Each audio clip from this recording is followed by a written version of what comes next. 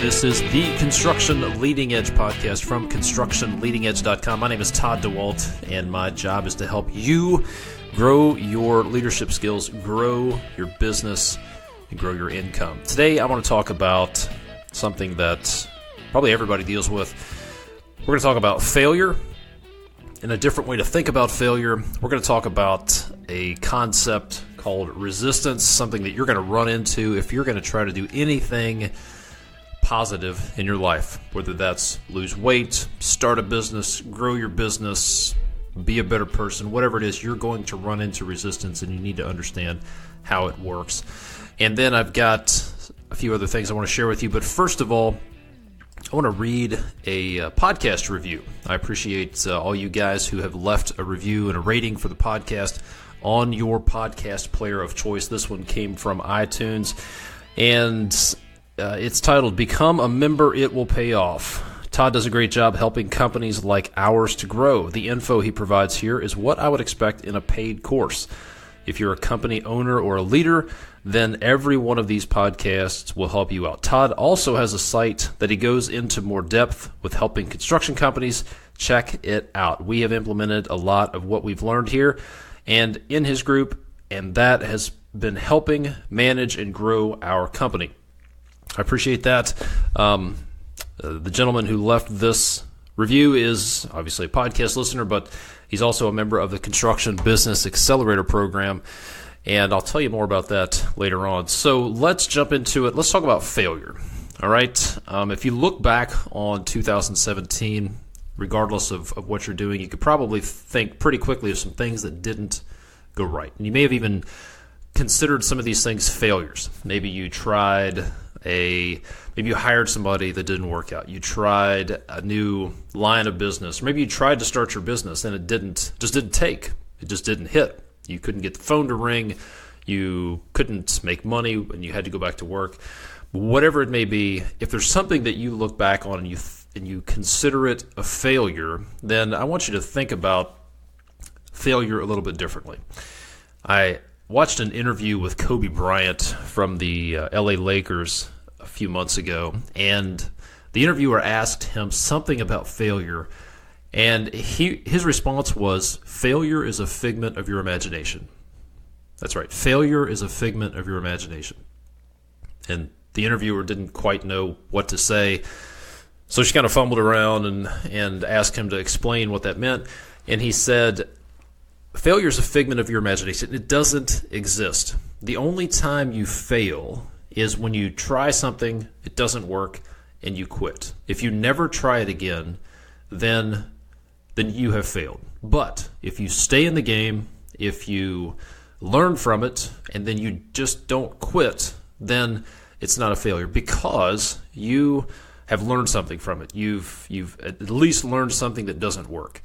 So if you look back on something that wasn't a success in your mind, or maybe you thought it was a failure, then I would encourage you to take that word out of your vocabulary, because it's only a failure if you quit, if you don't take anything from it that you can apply to a future situation, and you just give up. That's the only time it's a failure. But if you stay in the game, if you get back up the next day and you try it again and you try it again, then it's not a failure. It's an experiment.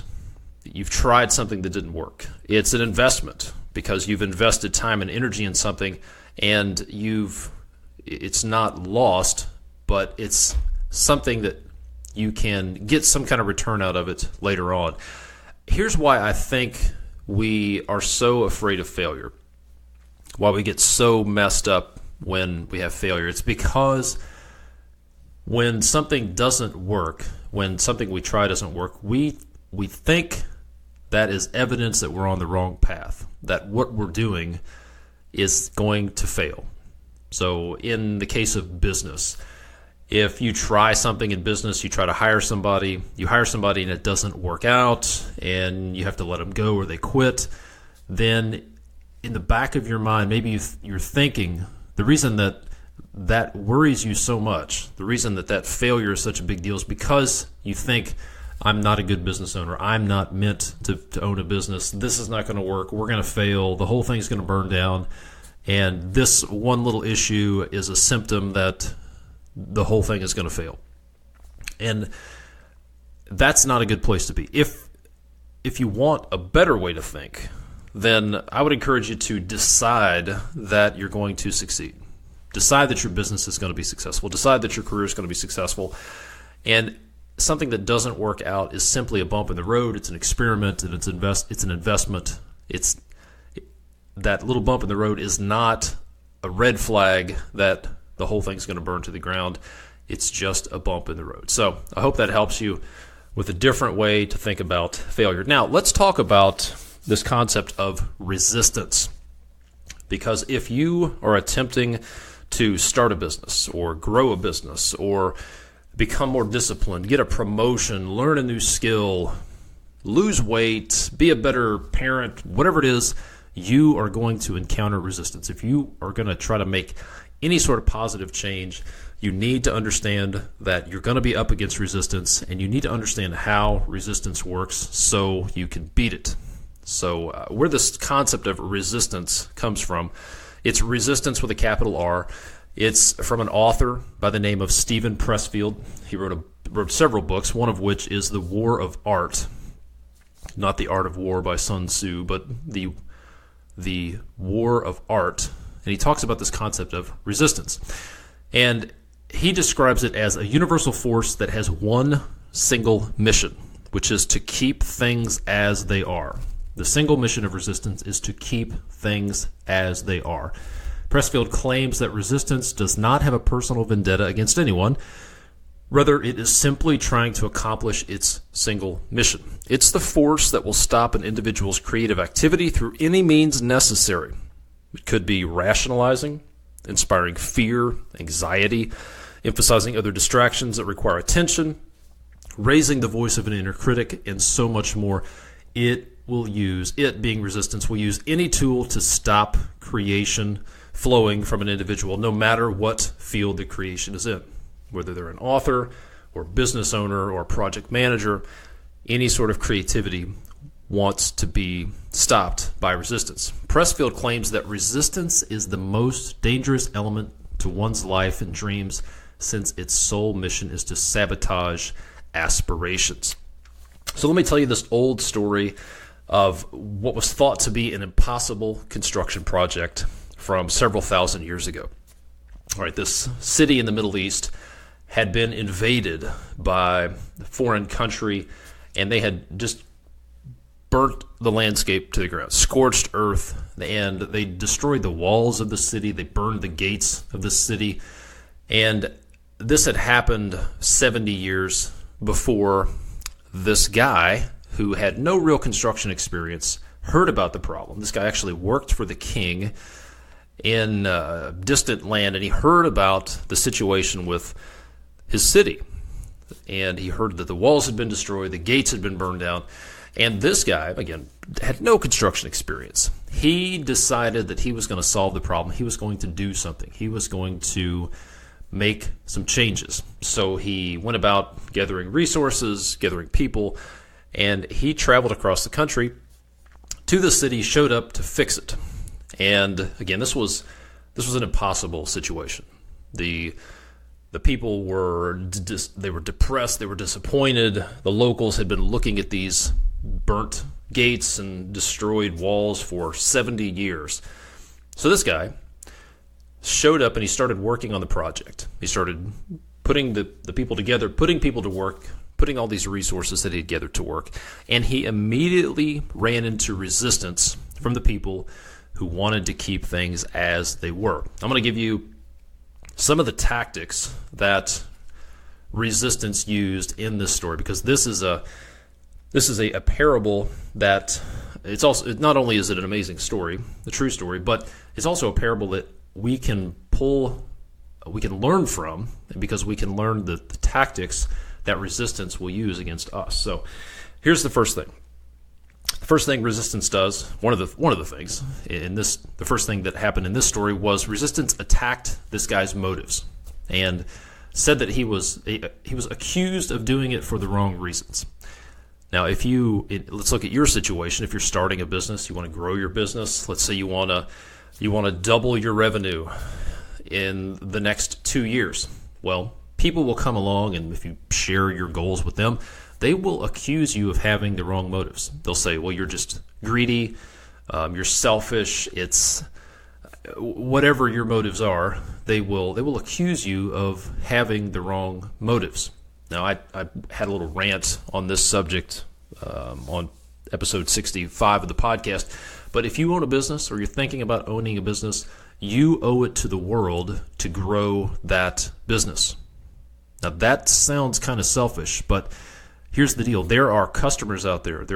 Your future customers need you to grow your business, because right now there are lots of people who would love to work with somebody like you, but you don't have a business or they don't know about your business, so they have to deal with these shady, dodgy contractors, and they have a bad experience, they pay more than they have to, and the rest of us get a bad name because of it. Not only are your future customers desperately in need of you to grow your business and get your business in front of them, but your future employees need you to grow your business as well.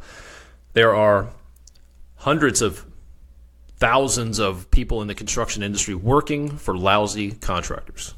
Business owners who don't care about their people are just a number on a spreadsheet. They don't care about culture. They're just using their people. And those employees need you to grow your business. They need you to be successful. So going back to resistance will attack your motives and say you're being selfish because you want to grow your business, or because you want to start your business, or because you want to move up to the next level in leadership. But the reality is the world needs you to move up to the next level because it's good for them. So the second tactic of resistance is it will mock you. It will say you don't have what it takes. You don't have the background, you don't have the education, you don't have the training, you don't have what it takes. You're not the right person for the job. And furthermore, even if you try it, it won't work. Resistance will tell you whatever you try, it's just not going to work. It just won't work. So resistance will mock you and your ability and the results. Number 3, resistance loves to create confusion. So I want you to think about a time when you tried to do something and there was some person or some people around who just created confusion whenever you tried to change something in a positive direction. So resistance loves confusion. Again, remember, resistance's single goal is to make things stay as they are. Fourth tactic of resistance is to use fear. Just straight up terrorist activity of fear. It will say, it will show up in the form of family members and friends telling you, man, if you start a business, you're going to lose everything. What if you go bankrupt?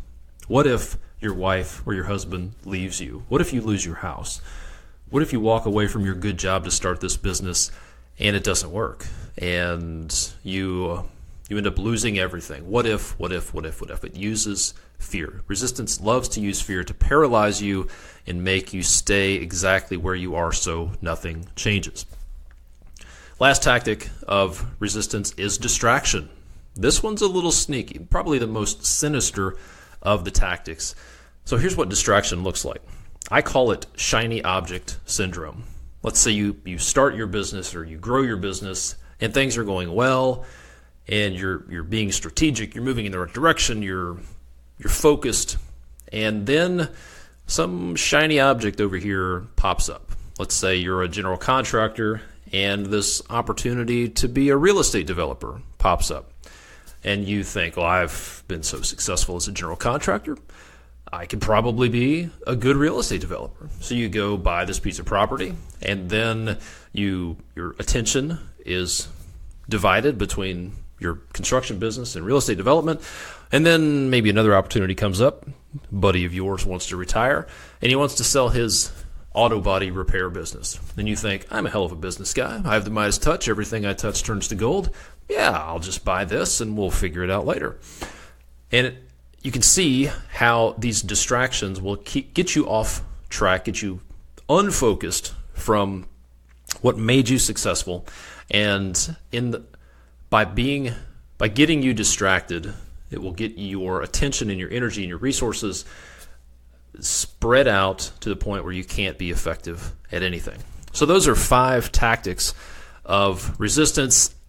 And the next thing I want to share with you would be some of the scripts that resistance will use. These are the thoughts that you'll hear, or the thoughts that will pop into your head. I'm not saying you're schizophrenic, but the voices in your head will tell you these things. This is what resistance sounds like. I'm going to give you a few examples. First, it won't be good enough, so don't even bother. This comes across as perfectionism. One of the reasons people are perfectionists is because deep down they're afraid it's not going to be good enough to share with the world, so they just keep working on it, tweaking it, working on it, and it's never going to be good enough, so they just keep working on it. And then resistance will say, it's not going to be good enough, so don't even bother trying, or just keep working on it ad infinitum. There's so much to do. There's so many problems that nothing you will do will make any difference, so don't do anything. Nobody will like it. That's a good idea, but let's just do it later. That's procrastination. People don't appreciate you, so why should you help them? What are you going to get in return for this? What's in it for you? You are going to fail. What if? Anything that starts with what if, that is fear talking to you. You are going to look stupid. That's being concerned about what people think. This is a giant waste of time. Don't even bother. Let's say you get started with something, you try it once, and you hear, this is not working. It's time to jump to a different idea. Time to try something different. You're frustrated. Something didn't work. You had a bad day. You need to lash out at someone. You need to participate in some sort of destructive behavior. Here's one. Your ideas might offend somebody, so you better keep them to yourself. Here's one that is one of my favorites. This is going to be a huge success. Have you ever heard that? This is going to be huge. This is going to go like gangbusters. And then when it doesn't take off, the next thought is, well, that wasn't a huge success. You're an idiot for thinking it would be. So if you've had these thoughts, you're not alone. Anybody who's tried to do anything creative, tried to change the status quo, start a business, improve themselves, become a better leader, move up to the next level, they have all had these thoughts. They've all been under attack by resistance. So, by the way, back to that impossible construction project, if you're curious what that was, the city was Jerusalem. The project manager who used to work for the king in a distant land, his name was Nehemiah, and the end result was, because of Nehemiah's efforts, he rebuilt the walls of Jerusalem in 52 days. You can read all about it in the book of Nehemiah in the Old Testament of the Bible. So now, let's talk about 2018. Where I'm at right now recording this podcast episode, it is January 2nd, 2018. So I want to talk to you a little bit about 2018. I want to ask you some questions. What do you want to accomplish in 2018? Something I ask my coaching clients is this question. 12 months from now, looking back, what does success look like? What do you want to be in a position to say you accomplished 12 months from now? When we talk on January 2nd, 2019, you're looking back, what do you want to be able to say that you've accomplished in the year 2018? Is it a revenue goal? Do you want to have a certain amount of money in the bank? Do you want to open up another market? Do you need to make a strategic hire? Do you want to have an organization of a certain size? Are there things you want to be able to spend more time on? Do you want to travel more? Do you want to outsource something or delegate something? Maybe it's bookkeeping. Maybe you want to hire a CFO. Maybe you want to start a business. Maybe you want to make the jump and quit your job, start your own business. Or maybe you want to get a promotion. You want to get a big bonus. You want to get a bump in your salary. Whatever your goals are, I would challenge you to be very specific, to decide what you're going to accomplish in 2018 and the date by which you're going to accomplish that. So I would challenge you to come up with a couple of goals to decide what is going to happen in 2018 for you by December 31st of 2018. And I would also challenge you to think right to left. And if you want to go deep on right to left thinking, you need to listen to episode 65 where I talk about what is this concept of right to left thinking. And in a nutshell, what it means is right to left thinking means you decide what you're going to accomplish by the end of 2018, and then you work from right to left. You work backwards. If you want to, in episode 65, I talked about right to left thinking as it relates to revenue in a business. So you would establish your revenue goal for the year 2018, and then you would work backwards and say you break that up into monthly targets, maybe break it up into weekly targets, break it down by project, and then you decide what you have to do to hit that target. Do you need to find more subcontractors? Do you need to hire more people? Do you need bank financing? Whatever it is that you need, you work from right to left, and you get yourself in the driver's seat to drive your operation toward your goals to make sure you accomplish them, instead of just working left to right like most people do and just saying, well, we're going to do the best we can and see what the results turn out like. So if you want some help driving your results, thinking right to left, operating right to left, I've got a few things for you. If you're a project leader, project manager, superintendent, project engineer, and you want to be a better leader, maybe you want to move up to the next level, move into one of those positions, then the Project Leader Bootcamp is the best thing I can do for you. You can learn all the details about that at constructionleadingedge.com/bootcamp. All the details there. If you are a business owner or you want to start a business in 2018, or you're in the process of starting a business, I have a couple of things for you. First, the Construction Business Accelerator. This is a private coaching group for construction business owners, people who are starting construction business owners, and we're going to go to the next level in 2018. We're going to go to what I call the H&L, the whole nother level. We're going to drill down on the top 10 areas that construction business owners need to focus on. Cash flow, driving revenue, selling, personal productivity, crew productivity, recruiting and hiring, delegation, dealing with conflict, project planning, and building systems so you can scale your business. We're going to drill down, focus on one area at a time. We'll have group coaching calls. We'll be talking about these topics in the group coaching calls. I'll be talking about it in the private Facebook group. We're going to focus on one topic at a time to make sure that you are mastering each of those areas of the business as we go through it so you get results. I am going to challenge you and I'm going to hold you accountable so you get the results that you need in those 10 areas. And then there's lots of other things that we'll be talking about as well. So here's the thing you need to know about that. If you're interested at all in the Construction Business Accelerator, enrollment is going to close down on January 13th. It's going to close. The price has been increasing over the past month or two, but I'm going to shut down enrollment on January 13th so that we can all go through this together. And frankly, I don't know when it's going to open up again. So if you're interested, January 13th, enrollment closes. Go to constructionleadingedge.com/community for details and see what it's going to do for you. Now, if you're a business owner and you want accelerated results, you want a customized plan, then my one-on-one coaching program might be right for you. Frankly, the coaching program is the best thing I can do for you if you want accelerated results. There are weekly one-on-one coaching calls. I provide the accountability to help you maintain momentum and put together a specific customized plan to help you with the exact issues and the obstacles that you're facing that you need to get over and get through to get to the next level. If you want to learn more about the coaching program, send me an email and we'll set up a free 30-minute strategy call. My email is todd@constructionleadingedge.com. So there you go, project leaders, business owners.